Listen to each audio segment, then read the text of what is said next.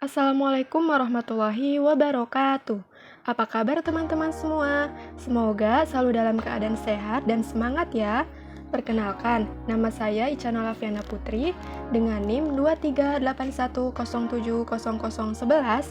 Pada video pembelajaran kali ini, kita akan membahas satu topik yang sangat penting, terutama bagi kita yang sedang belajar menjadi guru, yaitu terkait materi perkembangan peserta didik di jenjang SD atau MI. Mungkin kita sering berpikir bahwa tugas guru itu adalah mengajar. Ya, itu memang benar. Tapi tidak cukup hanya mengajar, guru juga harus memahami siapa yang sedang diajar, termasuk bagaimana cara mereka berpikir, merasakan, dan belajar. Nah, karena itulah kita perlu memahami perkembangan peserta didik. Kenapa ini penting? Karena anak-anak usia SD bukanlah versi kecil dari orang dewasa. Mereka punya dunianya sendiri, cara belajarnya sendiri, dan juga tahapan perkembangan yang khas dan berbeda. Maka dari itu, kalau kita ingin menjadi guru yang baik, kita harus benar-benar paham dan mampu menyesuaikan diri dengan dunia anak-anak. Untuk penjelasan lebih lengkapnya, yuk disimak.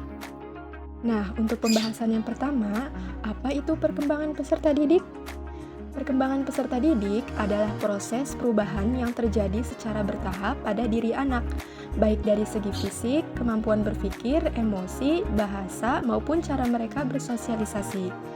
Anak-anak usia SD umumnya berada dalam rentang usia 6-12 tahun. Ini adalah masa transisi dari dunia bermain ke dunia belajar yang lebih sistematis. Di masa ini juga, anak-anak mulai belajar lebih terstruktur, mulai memahami aturan sosial, dan mulai membangun identitas dirinya. Dengan kata lain, masa SD adalah pondasi penting bagi tumbuh kembang anak secara menyeluruh. Maka dari itu, pendidik harus memperhatikan betul bagaimana anak berkembang di usianya. Nah, untuk pembahasan selanjutnya ada ciri-ciri umum anak usia SD atau MI. Jadi, anak-anak di usia SD ini memiliki karakteristik yang unik dan penuh potensi. Berikut ada beberapa cirinya. Yang pertama itu rasa ingin tahu yang tinggi, mereka suka bertanya dan ingin tahu banyak hal. Yang kedua, aktif dan suka bergerak. Sulit bagi mereka untuk diam terlalu lama. Gerak dan bermain adalah bagian dari mereka belajar. Dan yang ketiga, belajar dengan cara konkret. Anak SD lebih mudah paham jika belajar melalui benda nyata, seperti gambar, praktik langsung, atau permainan. Yang keempat, mulai membentuk jati diri dan rasa percaya dirinya, seperti merasa bangga saat melakukan sesuatunya sendiri. Dan yang kelima, mudah dipengaruhi oleh lingkungan, terutama oleh guru dan temannya. Apa yang mereka lihat dan dengar bisa jadi contoh atau panutan. Nah, jadi sebagai guru, kita perlu peka terhadap ciri-ciri ini agar tidak salah dalam memperlakukan anak. Nah, selanjutnya ada aspek-aspek perkembangan peserta didik di SD atau MI. Perkembangan peserta didik tidak hanya soal akademik.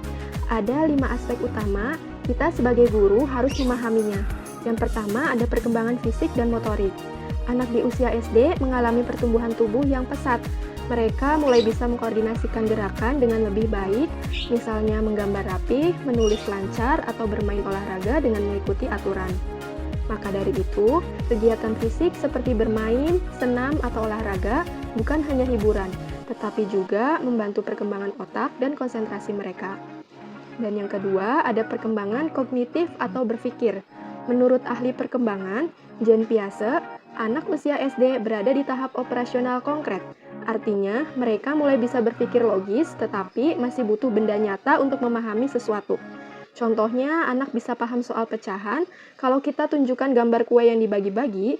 Jadi, sebagai guru, kita perlu menggunakan alat bantu visual atau benda nyata dalam pembelajaran tersebut.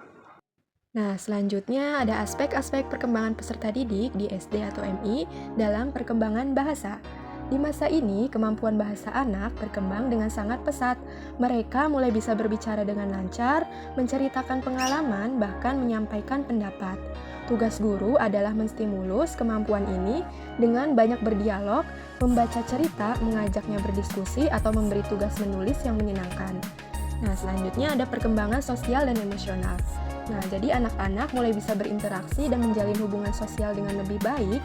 Mereka belajar bekerja sama, memahami perasaan orang lain, dan mulai peduli terhadap kelompoknya. Namun, emosi pada mereka masih labil dan mereka masih butuh bimbingan.